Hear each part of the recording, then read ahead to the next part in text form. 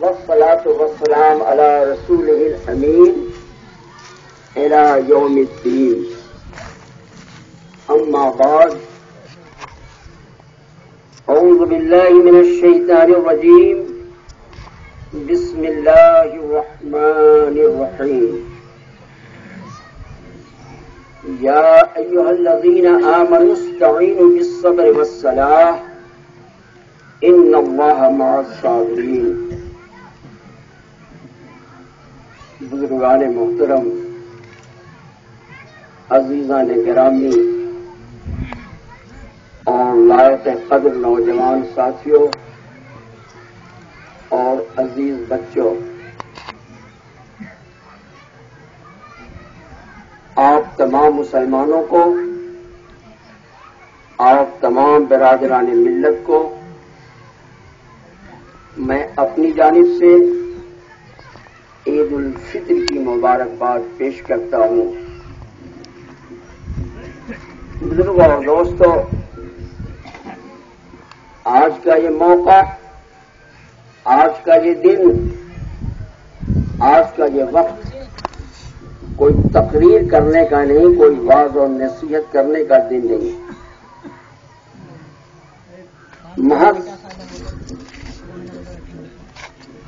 محض آپ کی دعاؤں کی خاطر چند باتیں عرض کیے دیتا ہوں.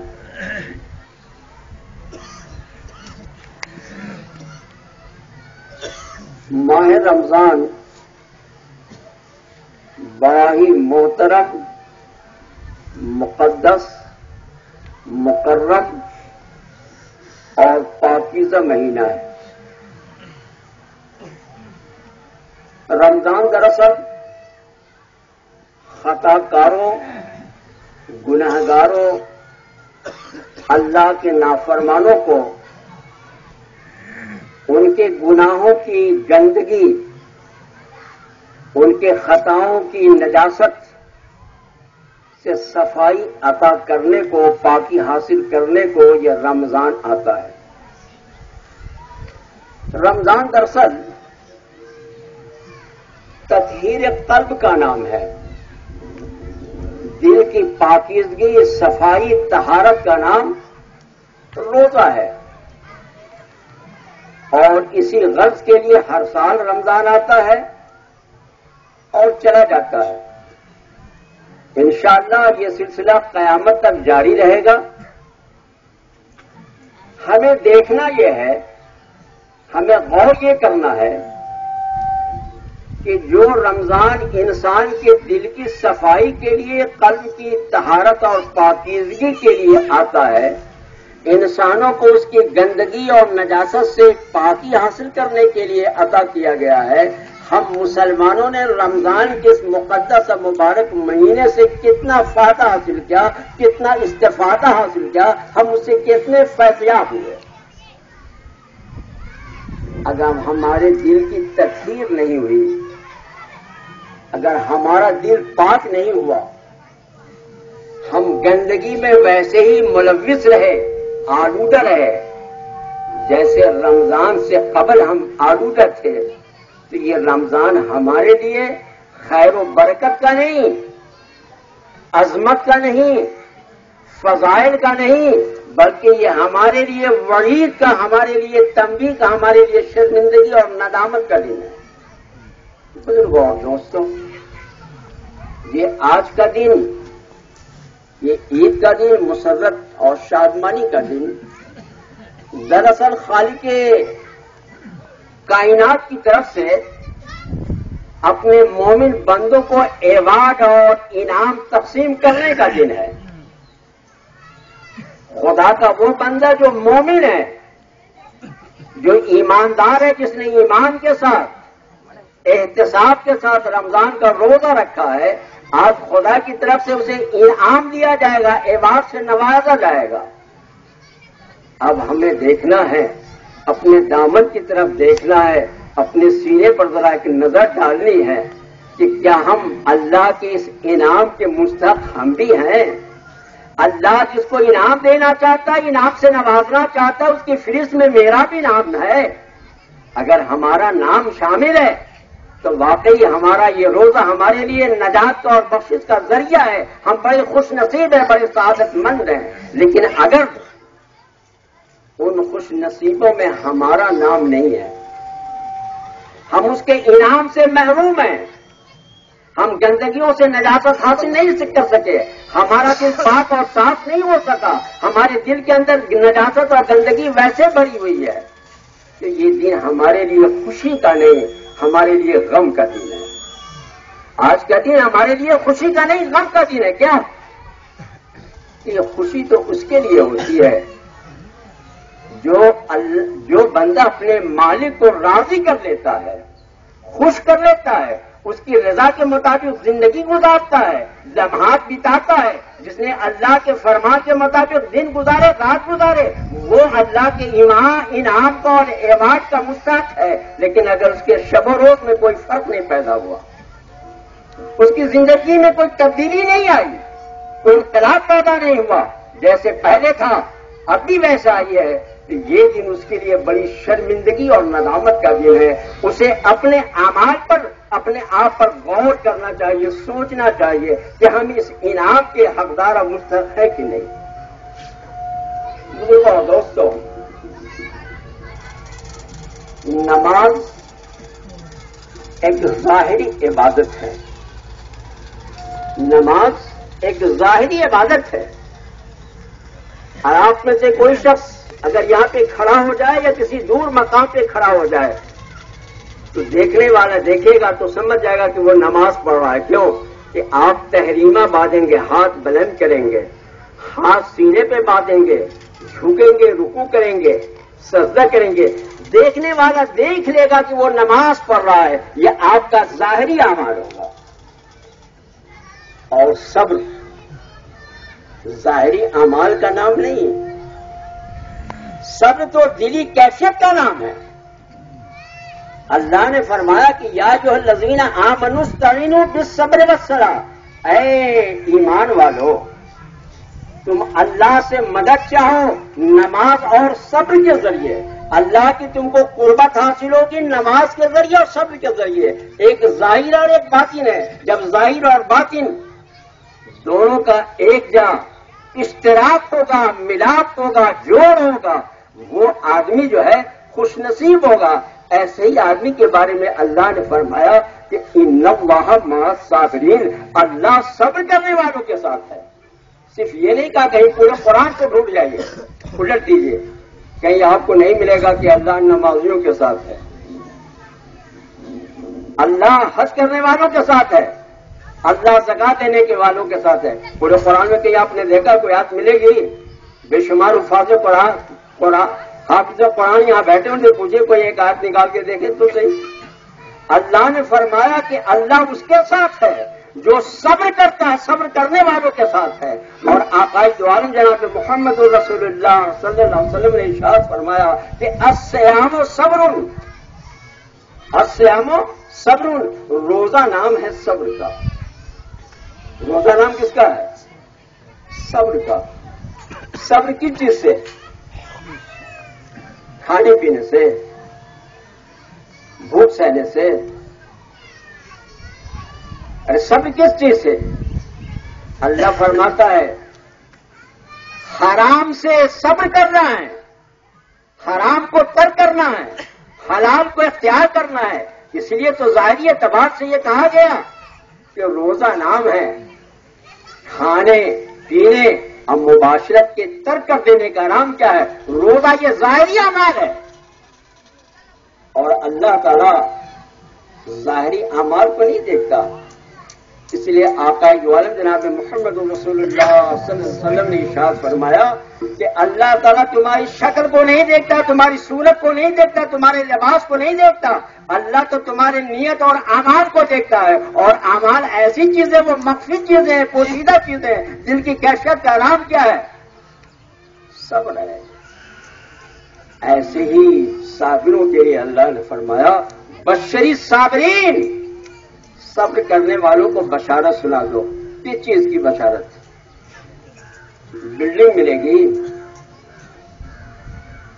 پارلیمنٹ میں چلے جاؤ گے, اسمبلی کے ممبر بن جاؤ گے, دھنی ہو جاؤ گے، مالدار ہو جاؤ گے، نہیں، فبشرہم، انہیں جنت کی بشارت دے دو۔ کیوں کہ انہوں نے جتنا بھی عمل کیا ہے، خاص ظاہری و باطن، اس کا مقصد صرف یہ ہے کہ اللہ مجھے جنت عطا فرمائے، میں اسے جنت کی بشارت دیتا ہوں۔ جس کے ساتھ خدا ہو جائے، جسے جنت کی بشارت خدا سنائے، اس آدمی کے مومن ہونے میں کوئی شک اور کوئی کلام رہے گا؟ بولو۔ اس لیے اللہ نے رمضان کے اس مقدس مہینے میں اپنا پاک کلام نازل کیا، جسے آپ قرآن کہتے ہیں، جسے آپ قرآن کہتے ہیں۔ رمضان المبارک کی جتنی بھی برکتیں ہیں، جتنی بھی فضیلتیں ہیں، جتنی بھی رحمتیں ہیں، یہ سب کی سب قرآن کے صدقے میں ہیں۔ اگر قرآن نہیں ہوتا، قرآن کا نزول نہیں ہوتا، تو رمضان المبارک کی کوئی اہمیت اور کوئی قدر نہیں ہوتی، کوئی قیمت نہیں ہوتی۔ اور آپ جانتے ہیں قرآن کیسی کتاب ہے؟ بزرگوں اور دوستوں، دنیا میں جتنے بھی پھول پائے جاتے ہیں، دنیا میں جتنے بھی پھول ہیں، سب پھول بڑا خوشنما اور حسین و جمیل ہے۔ دنیا کے سارے پھول کیا ہیں؟ خوشنما ہیں، حسین اور جمیل ہیں، لیکن پھولوں میں سب سے اعلیٰ پھول جو اپنی شان رکھتا ہے وہ ہے گلاب۔ پھول تو سبھی ہیں، لیکن پھولوں میں سب سے اعلیٰ شان رکھنے والا پھول کون سا ہے؟ گلاب کا پھول ہے۔ دنیا میں بے شمار دھات پائے جاتے ہیں، ہر دھات کارآمد ہے، مفید ہے، قیمت رکھتا ہے، لیکن تمام دھاتوں میں سب سے زیادہ قیمتی اور بے شمار دھات جانتے کون سا ہے؟ سونا ہے۔ تمام ہیرا اور جواہرات بڑے مفید ہیں، بڑے قیمتی ہیں، لیکن تمام ہیرو اور جواہرات میں یاقوت اور زمرد کا کوئی جواب نہیں ہے، کوئی شان نہیں ہے۔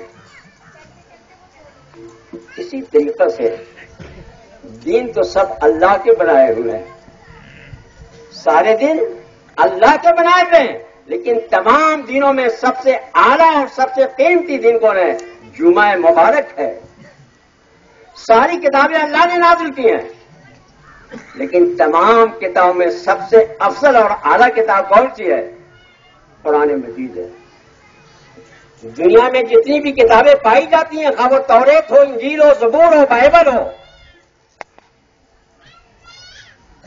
قرآن کے مقابلے میں سب ہیچ ہیں۔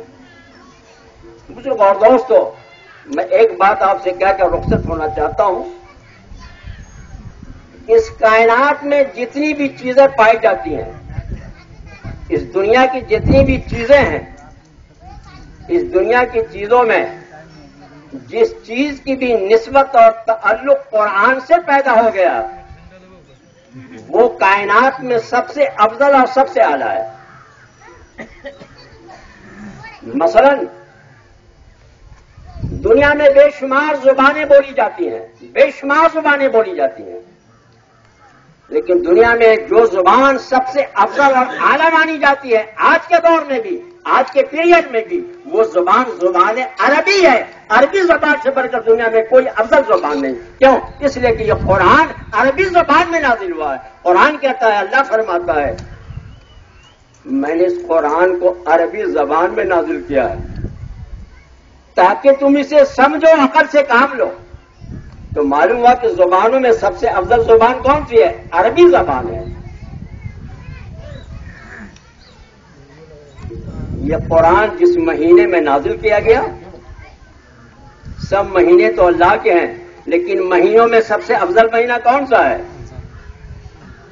ارے مہینوں میں سب سے افضل مہینہ کون سا ہے؟ رمضان کا مہینہ ہے، کیونکہ رمضان کے مہینے میں قرآن نازل کیا گیا۔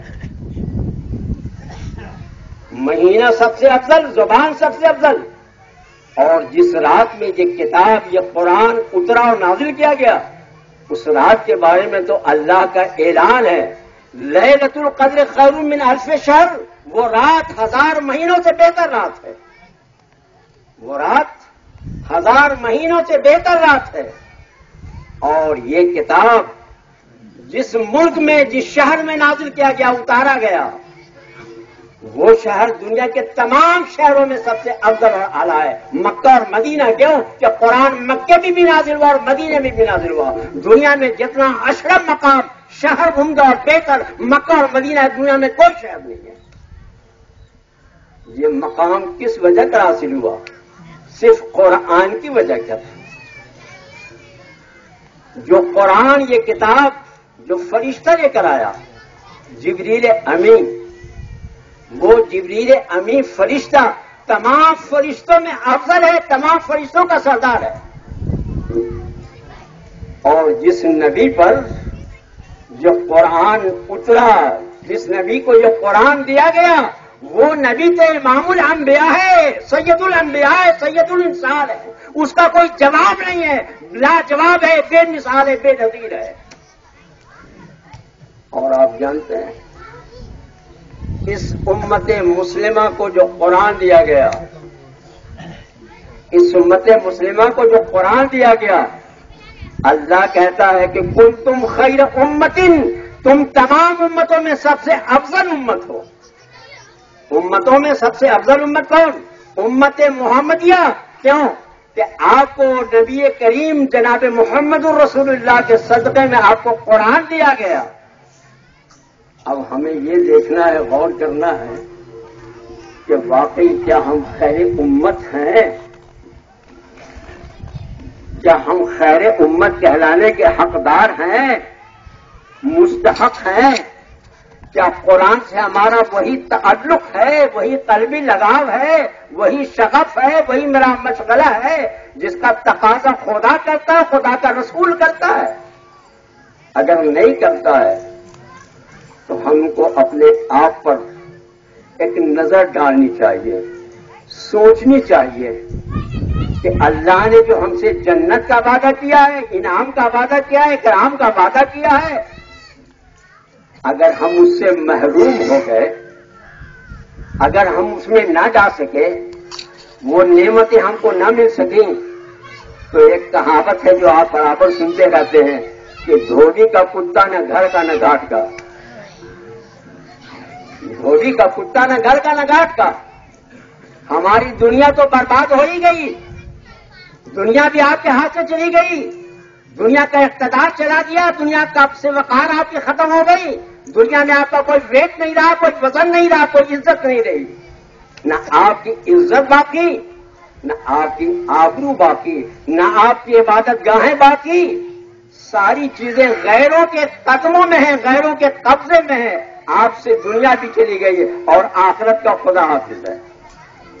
کیا آپ چاہتے ہیں آپ کی دنیا بھی برباد ہو جائے اور آخرت بھی برباد ہو جائے؟ ایک مومن کی شان، ایک محمد الرسول اللہ کا نام لیوا، اس کا غلام، اس کا وفادار دنیا میں کبھی ذلیل و خوار نہیں ہوتا۔ جیسا کہ ہمارے عزیزوں نے قبل میں بار بار ایک دو الفاظ کا استعمال کیا، میں چاہتا ہوں اس کو ایک تمثیل کے انداز میں آپ کے سامنے پیش کروں۔ آج ہمارے معاشرے اور سماج میں دو طرح کا کتا پایا جاتا ہے۔ کتا کتنے طرح کا پایا جاتا ہے؟ دو طرح کا کتا پایا جاتا ہے۔ ایک کتا تو وہ ہے جو آزاد کتا ہے، تمام گلی کوچوں سڑکوں میں محلوں میں ٹولوں میں گاؤں میں چلتا رہتا ہے، چھوٹا چھوٹا بچہ بھی اس پر اینٹ اور پتھر مارتا ہے، بوڑھے بھی ہمارے کبھی کبھی لاٹھی برسا دیتے ہیں، ہماری پولیس بھی اس پر لاٹھی چارج کر دیتی ہے، کوئی مسئلہ نہیں بنتا، کوئی معاملہ نہیں کھڑا ہوتا۔ کیوں کہ وہ آزاد کتا ہے، ہر شخص کو استعمال کرنے کا مکمل آزادی حاصل ہے، حق حاصل ہے۔ لیکن ایک کتا وہ ہے جس کے گلے میں پٹا پڑا ہوتا ہے، جنزیر ڈالی رہتی ہے، اس کے جنزیر کو ایک آپ جیسا انسان تھامے ہوا ہوتا ہے، وہ کسی سنسان جگہ سے نہیں، گلی کوچوں سے نہیں، بڑے بازاروں سے گزرتا ہے جہاں انسانوں کی بھیڑ ہوتی ہے، ازدحام ہوتا ہے، لیکن کسی انسان کی یہ جرات نہیں کہ اس کتے کو چھیڑ دے، اس پر کوئی اینٹ مار دے، उस पर कोई पत्थर फेंक दे, कोई डंडा मार दे। क्यों? कुत्ता होने में तो दोनों बराबर है ना। ये कुत्ता जिसके गले में जंजीर लगी हुई है, उसको एक आदमी थामे हुआ है। ये भी कुत्ता है, नापाक है, नजीस है, हराम है। और वो आजाद कुत्ता जिस पर बच्चे भी हमारे ढेले बरसाते हैं, डंडे चार्ज करते हैं, लाठी बरसाते हैं, वो भी नापाक और हराम और नजीस है। लेकिन कोई भी आदमी इस कुत्ते को नहीं छेड़ता। क्यों? वो जानता है कि ये किसी बड़े साहब का कुत्ता है, जिसके गले में जंजीर पड़ी हुई है, जिसके जंजीर को एक इंसान थामे हुआ है, बड़े बाजार से गुजरता है, एक बड़े साहब का कुत्ता है। अगर इसको मैंने छेड़ दिया, उस पर मैंने डंडा बरसा दिया, ईंट और पत्थर की बारिश कर दी, तो मेरा अंजाम और हश्र खराब हो जाएगा। इसलिए उसे कोई छेड़ता नहीं। बुजुर्गों और दोस्तों, इस मिसाल के पसे मंजर में आप अपने आप को तौलें, आप अपने आप को देखें कि आप जिस नबी की उम्मत हैं, आप जिस नबी की उम्मत हैं, वो नबी तो सारी कायनात में अफजल और आप खैर उम्मत बनाकर भेजे गए। लेकिन आपकी हालत आजाद कुत्तों से भी बदतर है कि जो चाहता है आपको इस्तेमाल करता है, जो चाहता है जैसे इस्तेमाल करता है, कोई मामला नहीं बनता। क्यों? कि हमने अपनी गुलामी से, मैंने अपने गले से मोहम्मदुर रसूलुल्लाह की गुलामी का जंजीर निकाल दिया है, मैंने अपने गले से अल्लाह की गुलामी का तोप को हटा दिया है, इसलिए जो जैसे चाहता है इस्तेमाल करता है। लेकिन आप यकीन जाने, कसम है उस खुदा वहदहू ला शरीक की, जिसके कब्ज़े कुदरत में सारी कायनात है, अगर हम अपने आप को मुहम्मदुर रसूलुल्लाह की गुलामी में डालें, हम मुहम्मदुर रसूलुल्लाह के सच्चे गुलाम बन जाए, वफादार बन जाए, अल्लाह के गुलाम और फरमाबरदार बन जाए, तो पूरी दुनिया की ताकत नहीं कि आपके करीब आ सके, कोई आपको इस्तेमाल कर सके, कोई नजर उठा करके भी आपको ले सके। क्या आपने ये फैसला कर लिया है कि हम दुनिया में जलील होते रहेंगे, हमारे बच्चे यतीम होते रहें, हमारी औरतें बेवा होती रहें, हमारी ईदगाहें मिस्मार और शहीद होते रहें, हमारे मुसलमान भाइयों के खून से होली खेली जाए और हम तक दीदम दमन कशीदम तमाशाई बनकर दुनिया में जीते रहें? ये एक मुसलमान की शान के खिलाफ है। कभी खुदा अपने बंदों को इंसानों के दरमियान जलील नहीं करता, बल्कि जो खुदा का हो जाता है खुदा उसका हो जाता है। खुद वो फरमाता है कि तुम मेरा बन जाओ, मैं तुम्हारा बन जाऊंगा। मालूम ये होता है कि हमारा जो रिश्ता अल्लाह से होना चाहिए, अल्लाह के रसूल से होना चाहिए, अल्लाह की किताब से होनी चाहिए, हमने अपने रिश्ते को तोड़ दिया है और हमारी जिंदगी एक जानवर की जिंदगी से भी बदतर हो गई है। बुजुर्गों और दोस्तों, ये रमजान का मुबारक महीना तो हमदर्दी गमख्वारी का महीना कहलाता है। गमख्वारी का महीना है, हमदर्दी का महीना है। समाज के पिछड़े के लोग, नाचार, मजबूर, यतीम, बेवा, लावारिस, उनकी हिमायत और मदद हमारी जिम्मेदारी है। इस रमजान के मुबारक महीने में, इस चिलचिलाती हुई धूप में, खुले आसमान के नीचे ये आसाम के 7.5 लाख मुसलमान अपना घर बार छोड़कर वीराने में जिंदगी बसर कर रहे हैं। कभी आपने इसके बारे में भी सोचा है? कभी आपको इसका एहसास भी हुआ है? उनके यतीमों का भी ख्याल आया है? उनके हमदर्दी का भी जज्बा आपके दिल के अंदर पैदा हुआ है?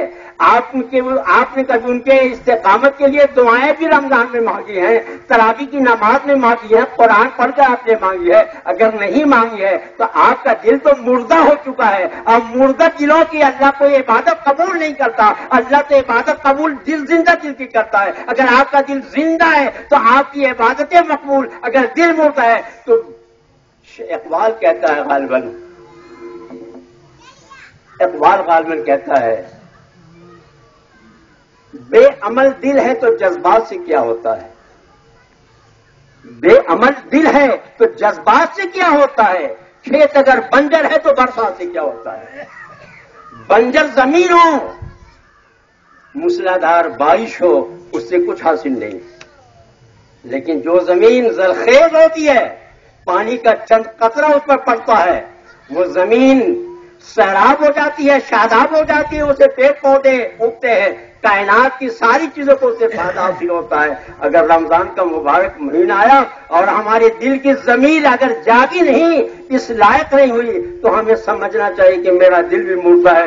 اللہ تعالیٰ سے دعا کہ اللہ تعالیٰ ہم تمام مسلمانوں کو زندہ دل بنائے اور ہماری عبادتوں اور ریاضتوں کو شرف قبولیت عطا فرمائے۔ وآخر دعوانا الحمدللہ رب العالمین۔ آئیے ہم لوگ مل کر دعا کر لیں۔